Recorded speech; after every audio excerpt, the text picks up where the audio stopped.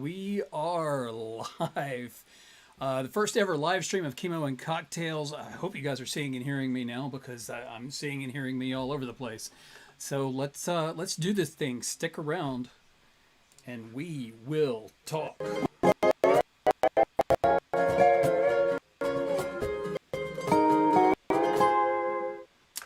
All right. Welcome to Chemo and Cocktails, everybody. The only show on the internet that is about cancer and classic tiki drinks. I am your host, Wayne, and you may remember me from such previous live streams as, well, none. I've never done this before. This is my first live stream, but we wanted to try it out because we got some other things coming up, and this is just a really nice, immediate way to deal with this whole cancer thing. You guys jump in. If you're watching, feel free to jump in the chat, ask me questions, and we're just going to kind of talk about my cancer journey. Talk about where things are right now, and then we're going to take a little bit of a deep dive into non-Hodgkin lymphoma and all the various medications I am on. So that'll be interesting and maybe a little gross. We'll see. Anyway, so updates on what's going on. The latest thing is nothing to report, really. I'm feeling fantastic.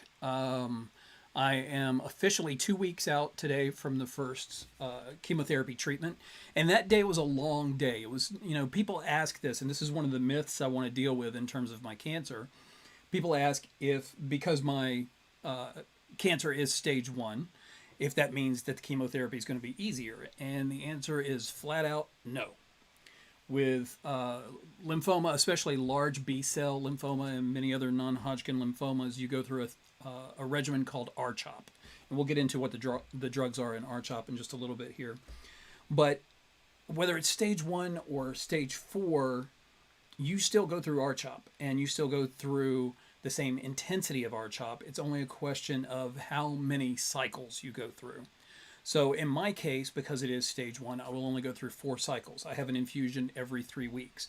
The first infusion is the worst, or at least the longest. I spent 9 hours in the chair that day.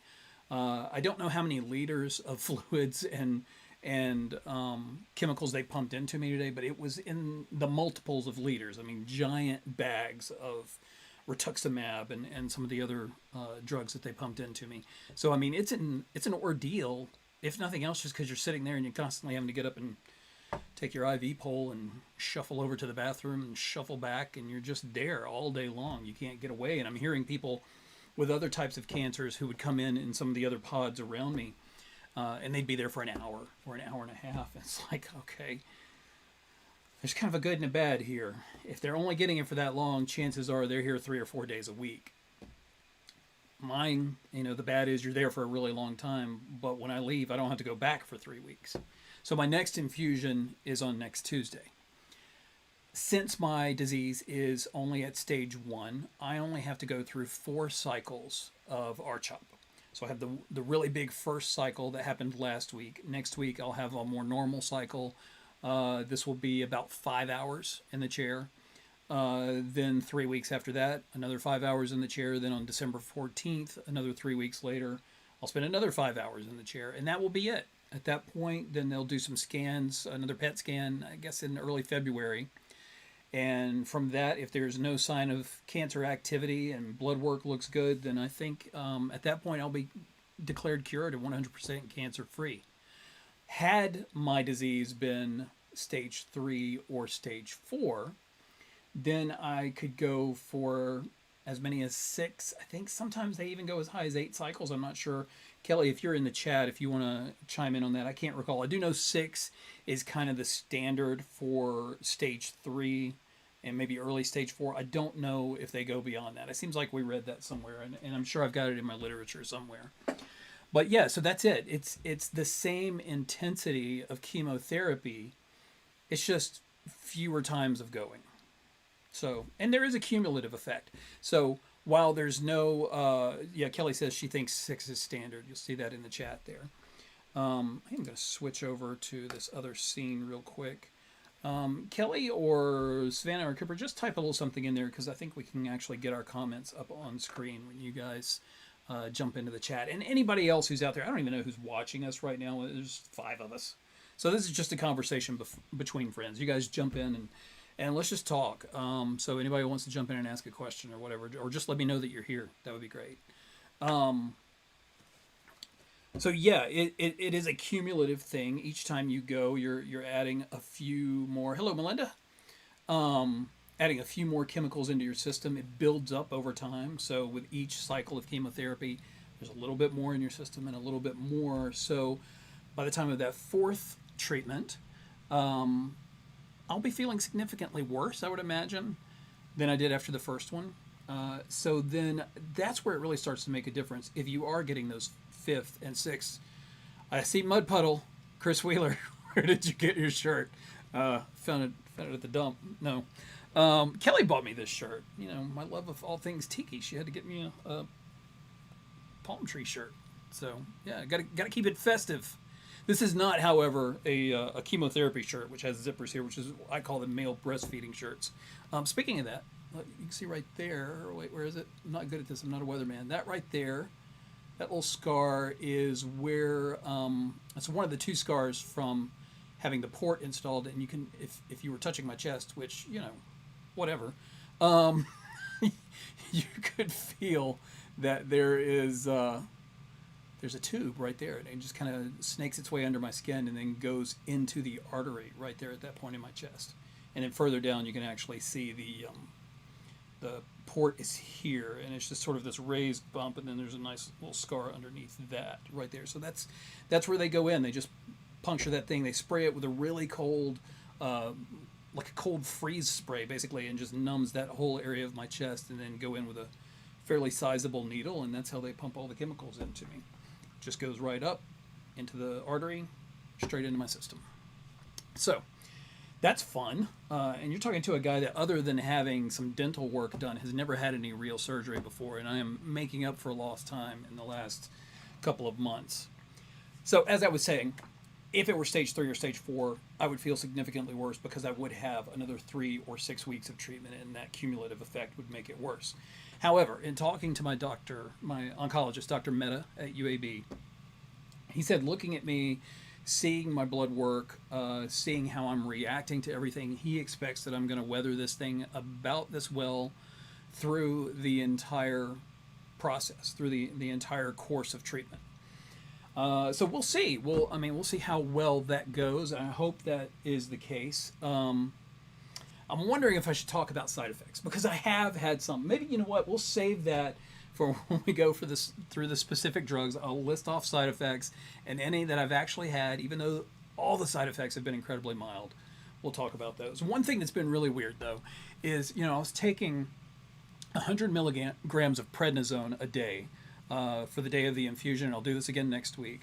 And then for 4 days afterwards. And I was really concerned that I was going to just be totally wired, because typically steroids just jack me up, and I'm awake all hours of the night, and I can't sleep, and I'm all hyper and just wanting to do a million and one things.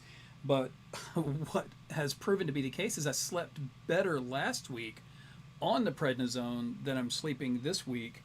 And I am like just wired for sound this week without the steroids. So I don't know what that's about. Maybe it's because I started drinking coffee again this week. That could be it. I had to lay off the coffee for a week. It was making me nauseous, so I was drinking tea for a little while, but I've eased back into coffee this week, and I couldn't be happier about that. Other than that, I haven't had to give up anything. In fact, I'm eating everything in sight. I talked about this a little bit in the last video.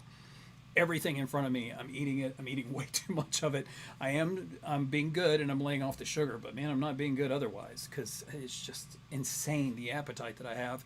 And I had lost a couple of pounds the last time I went to the doctor for some blood work last week. All right, so let's dive deep into lymphoma. All right, so one thing I want to mention is you'll notice that in my first few videos, I did not have glasses on. That's because when I'm in front of the camera, I prefer to wear contact lenses.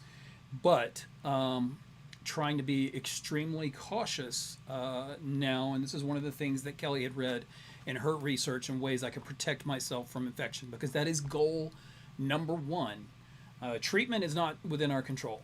So we want to be treated, I want to be cured, but that's up to my doctors. The thing I can control is staying out of the hospital. And right now, UAB doesn't have any beds, or at least they didn't a week and a half ago. So we're trying to avoid any possible type of infection, just like, this whole thing that's going around with the onion recall right now. I cannot imagine if I had eaten, some raw onions. Hey, I see, I see Shay Bowles has jumped in here. Yeah, that's exactly it, Shay. I'm not poking my fingers in my eyes. Um, yeah, so that's it. I'm not wearing contacts because I don't want to put my fingers in my eyes. If an improperly cleaned lens or a little something on my fingers that could get in my eye cause an infection, and with the way my immune system is right now, that would land me in the hospital, and UAB doesn't have room for me. So we're avoiding infection at all costs. That means washing fruit. I haven't really been even eating any fruit, but if I were to make a cocktail tonight, I would, wash the lime first. Staying away from salads. I'm not having any raw vegetables of any kind because they're just too hard to wash. You can't, I'm not making drinks with pineapples in them. How are you going to wash a pineapple? Take it out and pressure wash it? I don't know. So those are the kinds of things we're trying to avoid just to make sure that I'm infection free. I'm also pretty much isolated, only hanging out with the family. Now, this week, I'm sort of starting today, I'm on the upswing where my numbers start building up again. Who's texting me? That'd be Patrick Sheehan. He needs to jump on this live stream. Somebody get Patrick on here. We'll get him entertaining the crowd. So my numbers are increasing. Now, I forget what exactly these numbers are. And again, I'm going to turn to our resident amateur physician in the house, Kelli, to help me out with this. But low blood counts that would indicate being immunocompromised is below a rating of 4,500 or 4,000. I don't know if that's parts per million or cells per milliliter or exactly what that measurement is. I do know that mine was already fairly low. Normal is between 4,500 and 10,000, I believe. So I was already at 5,000 prior to chemotherapy. So clearly, the disease was already having an effect on my immune system at that point. After chemotherapy, but with the Neulasta injection, which triggers my bone marrow to generate more blood cells, I was at 3,500. So I'm still soundly in the immunocompromised category, but not completely bottomed out like I would have been without the Neulasta. It's microliters of blood is what Kelli says. So what are the numbers actually? What is that 40? Is it 4,500 microliters, or is that a volume per, or a certain item per microliter, Kelli? So the other thing I was going to say is about the glasses is I'm going to have to shift into old man mode. Oh, there it is. I can see everything now. All right. We're going to talk about the basics of non-Hodgkin lymphoma. All right, so basically, with lymphoma, there are two types of lymphoma. There's Hodgkin, or Hodgkin's disease, as a lot of people call it, and then there's non-Hodgkin lymphoma. Non-Hodgkin is the more common of the two. Hodgkin is the more treatable of the two. Typically, if you get Hodgkin lymphoma, no big deal, do your treatment, you're better. Non-Hodgkin lymphoma has always scared me a little bit. I'll be perfectly honest. So when I realized I had lymphoma and it was NHL, there was some concern. Still didn't know specifics about the type. There are literally dozens of types of non-Hodgkin lymphoma. Fortunately, I have the most common type, which is diffuse large B-cell lymphoma. When someone gets a non-Hodgkin lymphoma, a lot of times you hear people talk about aggressive or slow-growing lymphomas. And I've seen people mistakenly say, oh no, I've got the aggressive type. No, that's good. You want the aggressive type. You want the kind that grows fast because that's the kind that is most treatable with chemotherapy. Because chemotherapy targets cells in their replicating phase. So different phases of cell replication. So chemotherapy is going after any kind of cell in your body because it can't discriminate. It doesn't know. It's not like this is nanotech or anything. It's just chemicals. But those chemicals target, and each one a little differently, targets cells that are replicating quickly and interrupts the cell growth and replication process. So with a fast growing or an aggressive lymphoma, it's going to respond really well to chemotherapy because that's what chemotherapy does. It's also why you have certain side effects, like you will develop sores in your mouth because The lining of your mouth is constantly regenerating. It's why you lose your hair, because your hair follicles are constantly regenerating because of the hair growth that's going on. So anything, and that's the nausea, same thing, because the lining of your stomach, anything that grows rapidly in your body is going to be attacked by the chemotherapy. Why I'm not having more side effects, I don't know. I haven't really looked into the science of why some people do and some people don't. I will say that the first week, maybe 10 days, I did start developing a little bit of the mouth sores, but I was able to stay ahead of that. It never really got bad. It would be, I would feel something coming on and I would immediately go rinse with biotin. Stomach really has not been an issue, and as you can tell, it's all staying there, such as it is. I'm not losing any more hair than I was prior to this from just being 51. But it may come out. They say typically that hair loss starts anywhere from 2 weeks after the first treatment to just after the second treatment. So if I'm going to lose my hair, it'll probably happen in the next 10 days or so. I've never heard anyone say who went through the RCHOP regimen that I'm going through that they didn't lose their hair, but I am showing absolutely no signs of it.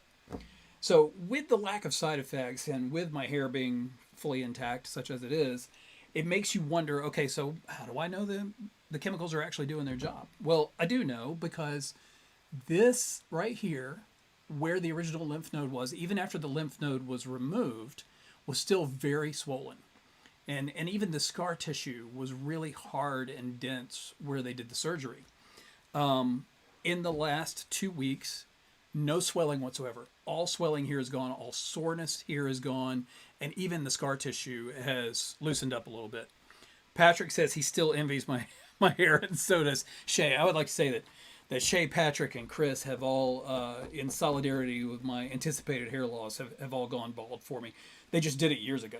I mean, that's how much these guys anticipated my need. That's true friendship right there. So, yeah, it's working. You can tell it's working because the area where the cancer was centered, where it was primarily located. Houston just scored, by the way, to go up 7-2 on the Braves. It's not a good night for the Bravos, but it's going to Atlanta soon. Just thought I'd keep you guys updated on the score. Yeah, it's weird. It's weird how centrally located this thing is, because, and this is the other big myth about lymphoma that we wanted to talk about.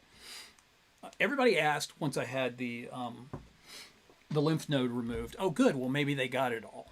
Well, that's not how lymphoma works. There is no getting it all by cutting it out, because lymphoma is bloodborne. There's no tumor.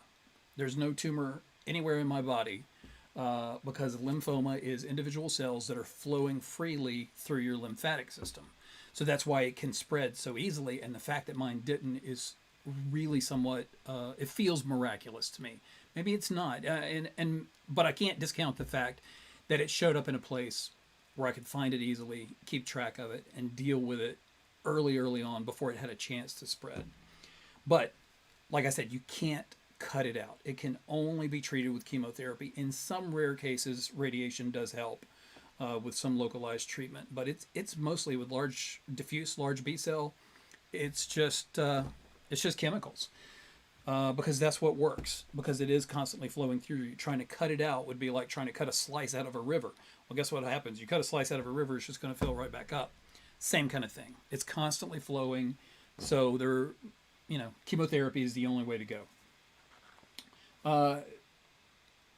Is that enough about lymphoma? Maybe. The big thing I want to talk about, and I remember reading this early on when I first found out the diagnosis, or it wasn't even a confirmed diagnosis at the time, is that the way lymphoma works is, typically your body generates white blood cells to fight infection. There's B cells and T cells. Those cells are programmed with a lifespan. They are created, they fight infection, they die off. New ones are created, they fight infection, they die off. Occasionally you get abnormal cells that are created, they fight infection, they don't die. And more are created, they fight infection, they don't die. and they don't die, and they don't die, and you start getting the swelling that I got, because there are all these abnormal, as I called them in the first video on this series, zombie cells living in your system that aren't dying off. And that's essentially what cancer is they are abnormal cells in your body that won't die off, and then they spread, they replicate, and that information in the cell that causes it to be abnormal then gets replicated and passed on to other cells, and then more and more and more. And that's how it goes from stage 1, where it's localized only in one system, to stage 2, where it's spread throughout the lymphatic system, or stage 3 or 4, where it starts to spread beyond the lymphatic system into other systems of your body. I will mention that if it's stage 3 or 4 with large B-cell lymphoma, it's still very treatable.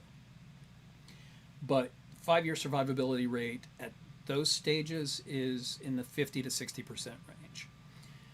If you catch it in stage 1 or stage 2, that number is closer to 90, and my doctor said with where mine is, that number is pretty much 100%.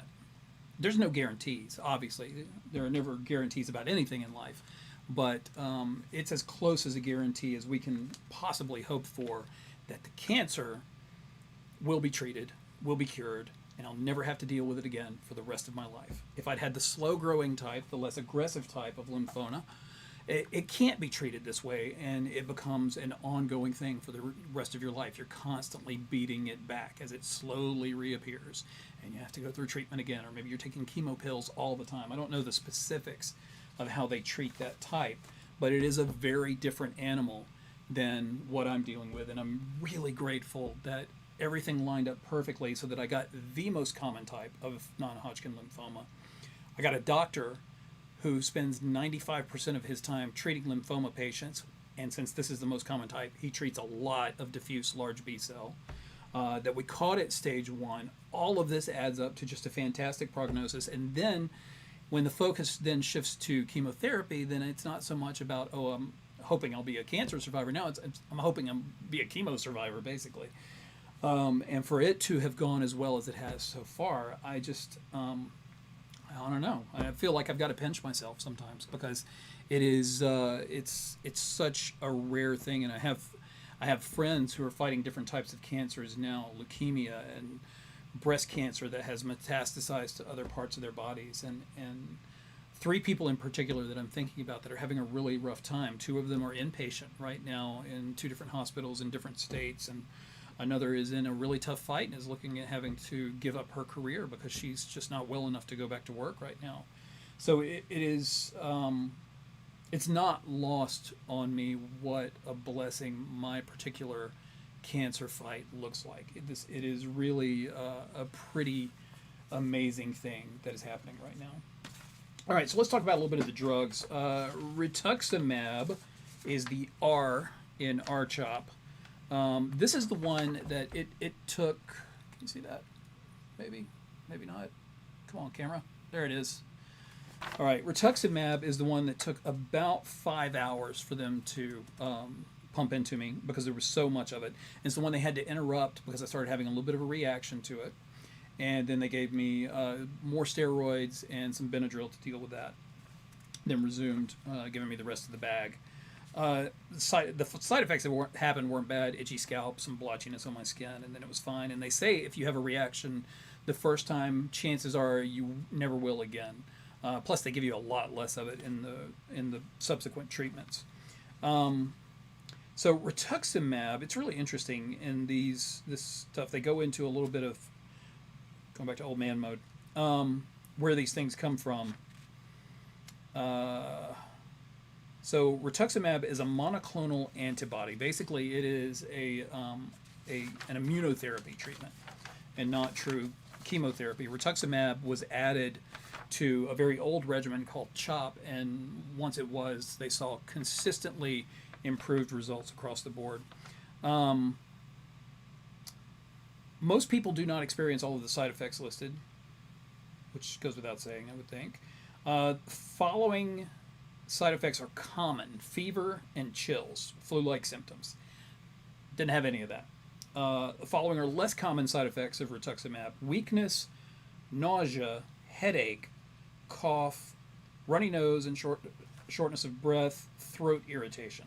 All right, so I had a little bit of the throat thing. I was getting a little bit of dry mouth and dry throat. Feel a little bit coming on now. Fortunately, I've got some water here.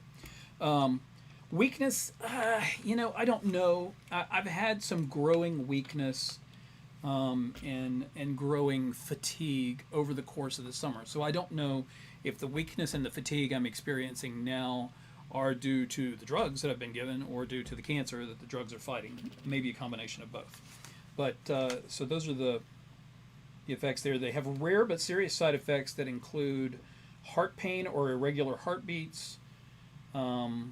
And rapid destruction of cancer cells can cause disturbances in metabolism that could lead to kidney problems. So, yikes. Let's hope we don't have any of those. But yeah, rituximab. And then a lot of people will start developing soreness in their joints or very rarely some neuropathy in their hands and feet. I've had none of that, thankfully, because I've heard of some people who had really bad reactions to rituximab that basically they couldn't walk very well as a result of taking the drug. But what are you going to do? You're not going to let the cancer go unchecked, right?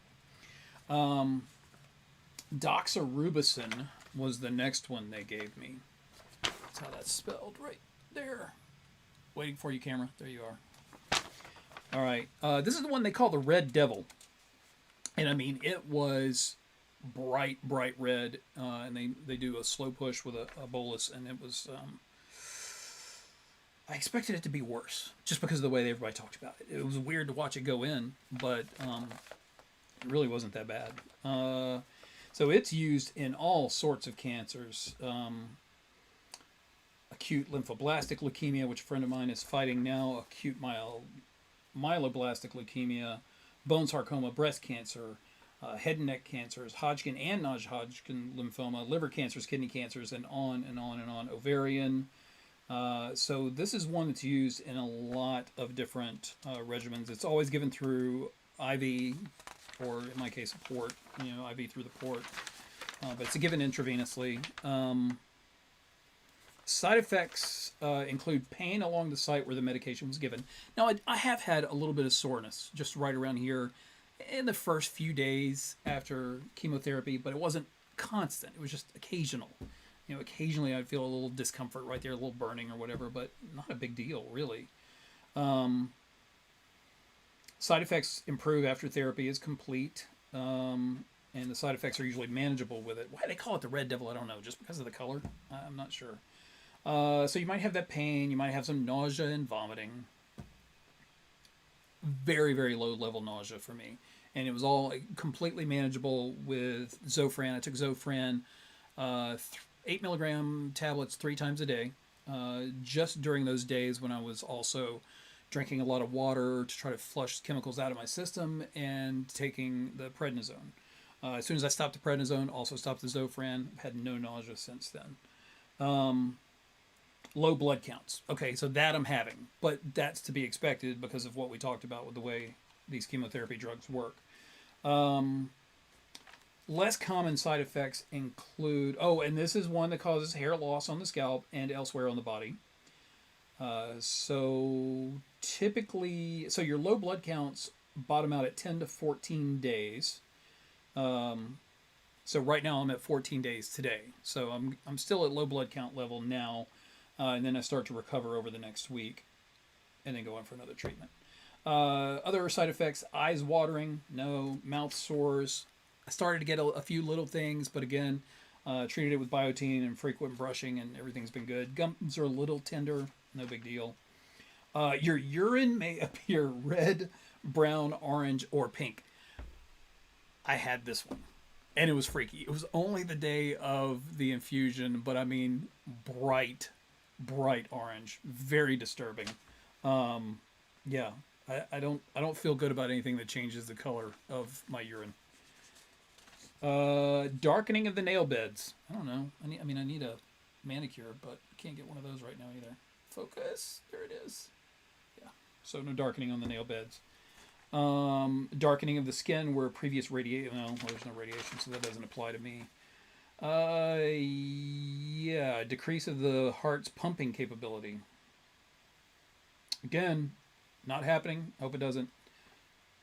Uh, that's pretty much it. And again, with all of these is blisters and shortness of breath or anything that's really severe. Um, Fevers of 100.4 or higher. You got to check in with your doctor. So doxorubicin, it also has what is the old name of it? So it's funny, this regimen is called RCHOP for the names that the drugs once had, but none of them are called by those names anymore. Well, not all of them. Prednisone is the P, and rituximab is the R. The other three all have different names now, and I can never remember which one is which. I don't know. I'll have to look it up some other time.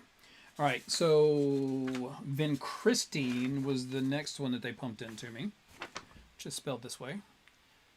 Interesting thing about vincristine is that name, that VINC, actually comes from the vinca flower.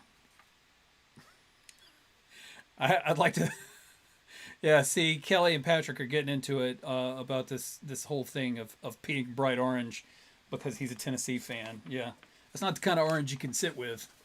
Tell you that. So vincristine, yeah. If you've ever heard of the flower periwinkle, which everybody plants everywhere in the spring, vincristine comes from those flowers, from the vinca flower.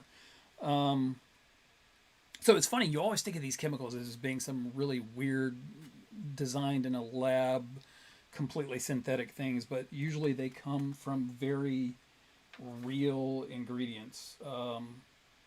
One of these, I forget which, I think it's maybe doxorubicin.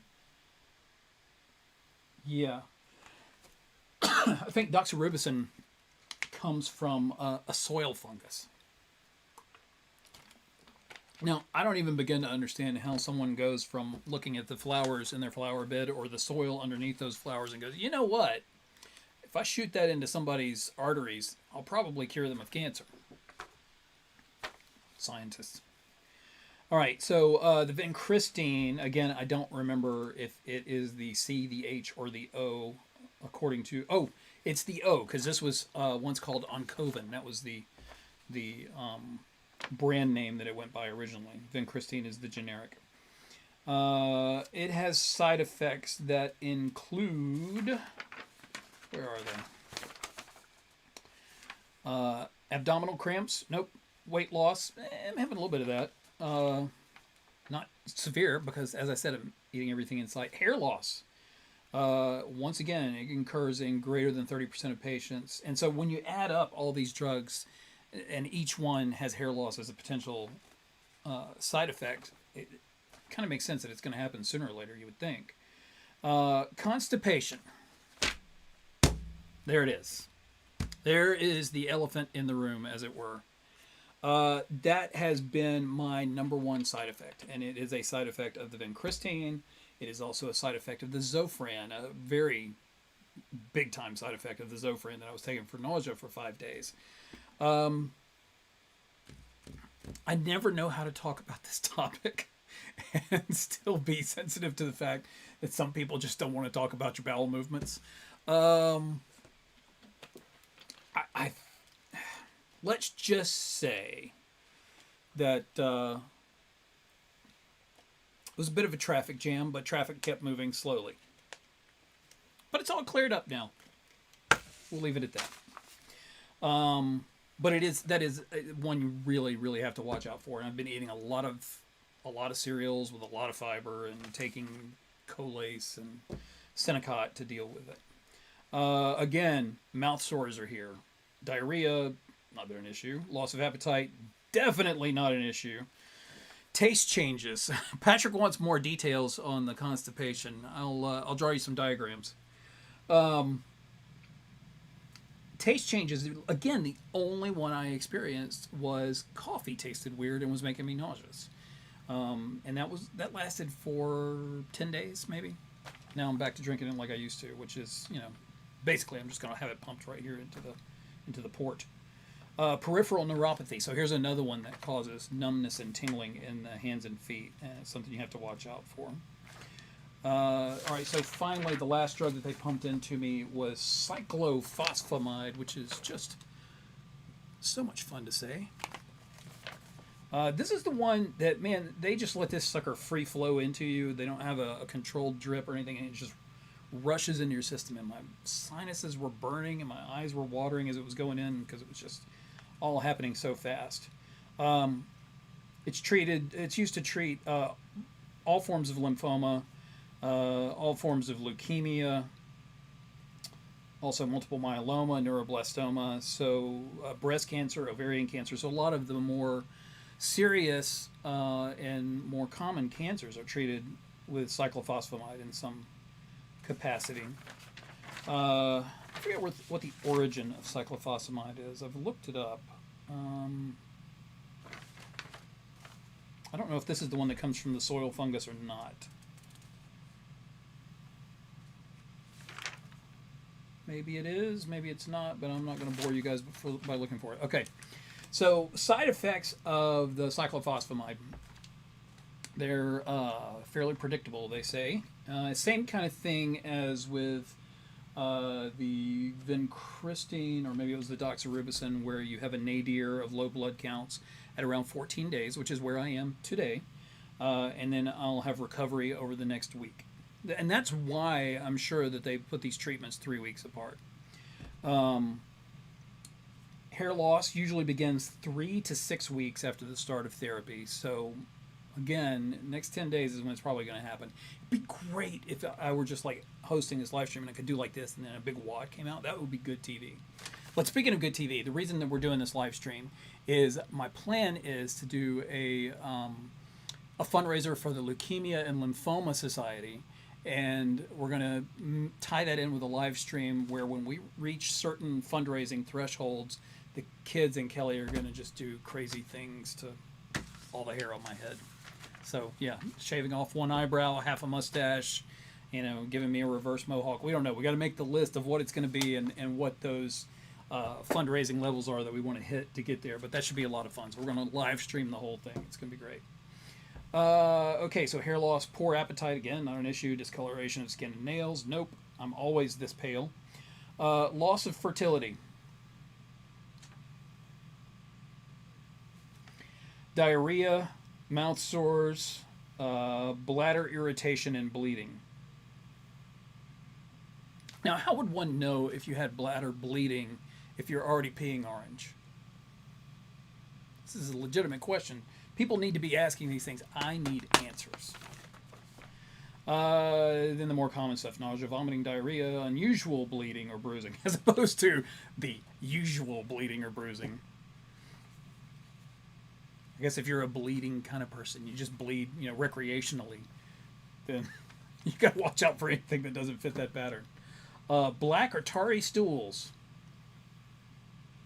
Nope. Blood in the urine, pain, or burning with urination. Okay, I did have that one for about 12 to 16 hours after treatment. It was, wow. Yeah. Really thankful I've never had gonorrhea after that one. Extreme fatigue, mouth sores. So again, a lot of these have the same symptoms, but it's because they're affecting the body in the same way, but just at different points of the cell growth cycle. So that's it. Those are the chemicals that have pumped into me. So that's enough about chemo. Let's talk about cocktails. So I was going to look into a way to share my phone screen, and I just never got around to it. But I want to show you guys this app. Okay, so if you look right there, as soon as the camera decides it, I got to hide my face. There it goes. So this is Beach Bum Berry's Total Tiki app. Okay, this is a very, very cool app. There are about 400 or more tiki drinks listed in this app. And what's really cool is you can enter everything that you have. So any rums that you own, any other liquors that you have, any syrups, any types of fruit juices, whatever possible ingredients you can think of, you can enter them. And then it says right here, I'm going to hide my face because the autofocus wants to track me. There it is. All right, so you see it says recipes you can make, and then recipes where you're missing one ingredient or missing two ingredients. So it looks at your inventory and then tells you what you can actually make with what you have. And then you could look at like the missing one ingredient ones, and if there's something there you like, you know exactly what ingredient you need to get. It will even suggest substitutions for ingredients for you. And then it's also organized by provenance, which basically means, you know, what bar, classic bar or classic bartender invented the drink, by characteristic. And so, old man mode. Characteristics include that they are built. What is a built drink? Okay, so those are big drinks. Those are drinks that serve, you know, that's like punch bowls or like a scorpion bowl or something, something that's going to be shared with a lot of other people. Stirred drinks, swizzled drinks, shaken and blended. Non-alcoholic, we got one drink.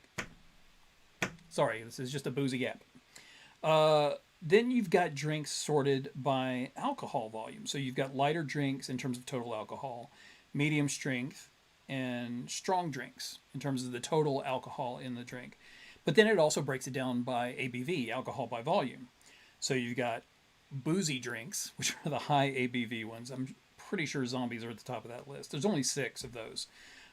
Regular or medium alcohol by volume drinks, and then dilute or low alcohol by volume drinks. And that's been really helpful for me.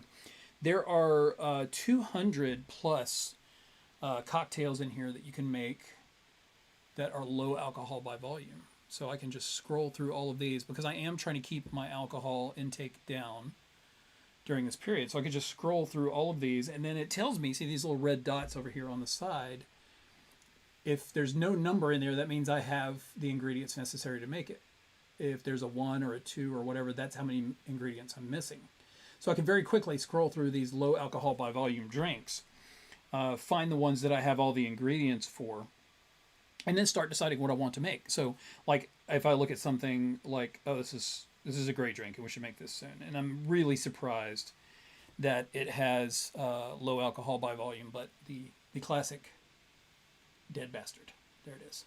There's actually 3 different versions of this drink. The 1942 version of the drink is called the Suffering Bastard. Suffering Bastard has dry gin, brandy, roses lime juice, Angostura bitters, and ginger beer. All right. Then in 1959, it evolved from Suffering to the Dying Bastard.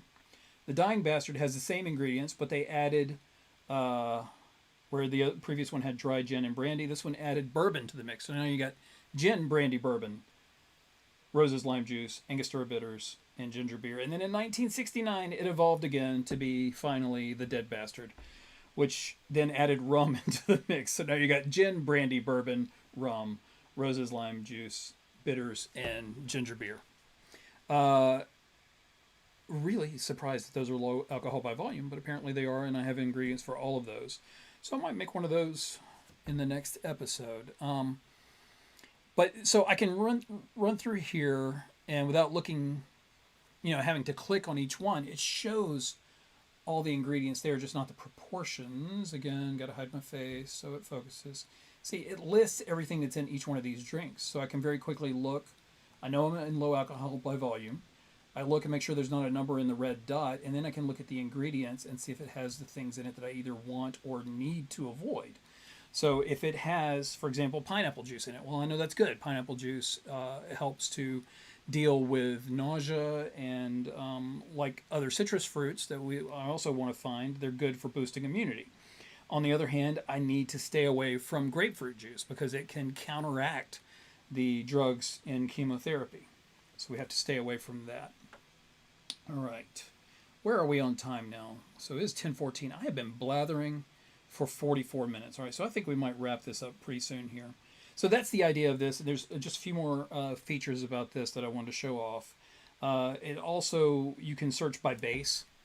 So, you know, whether it's a gin base or a rum base or whatever, then you can look for drinks based on the type of alcohol that you have available. By bar. So not the bartender, but the actual bar that a place came from, which is fascinating because then, like the original Don the Beachcombers, or for the Don the Beachcombers chain, there's 56. I would imagine there's probably about that many from Trader Vic's. No, only 19 from Trader Vic's and 13 from Steve Crane's Kon-Tiki chain. That's an interesting guy. We should do a whole video about that guy. Basically, this guy tricked Lana Turner into marrying him because she thought he was from tobacco money. Turns out his dad owned a cigar shop in some small town in Indiana. He went home to his hometown in Indiana, took Lana Turner with him. She's expecting this gigantic ticker tape parade to celebrate the wealthiest citizen in town.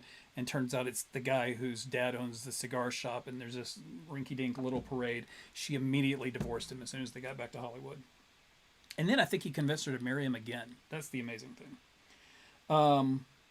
You can also break these up by decade. And then there's a journaling area where you can favorite drinks, and you can make notes on every recipe. So again, if you're interested in this whole realm of tiki drinks, look into Beach Bum Berry's Total Tiki app.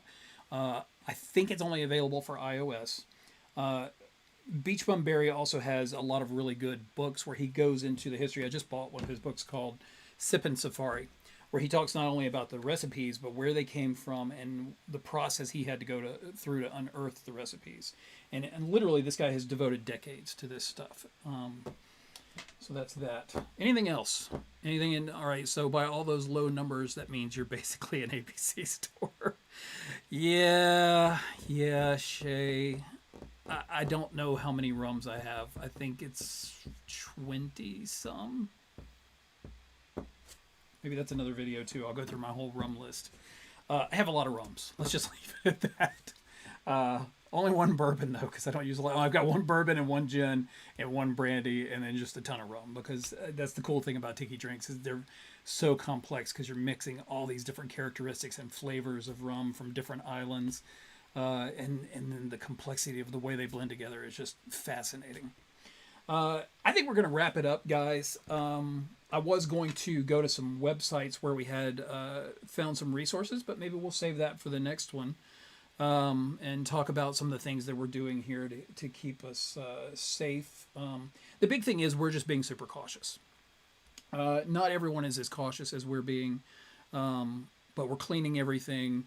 I'm pretty much it's like the early days of COVID all over again. I'm in lockdown mode. I hate it because a lot of the people in this chat, I'd love to be hanging out with you guys, but right now I just got to work on getting healthy, and we'll celebrate with one heck of a luau when this whole thing is over. So I am going to close it out, and I don't have a drink here, which is sad. So I'll toast you with my water. You guys have a good night. Cheers.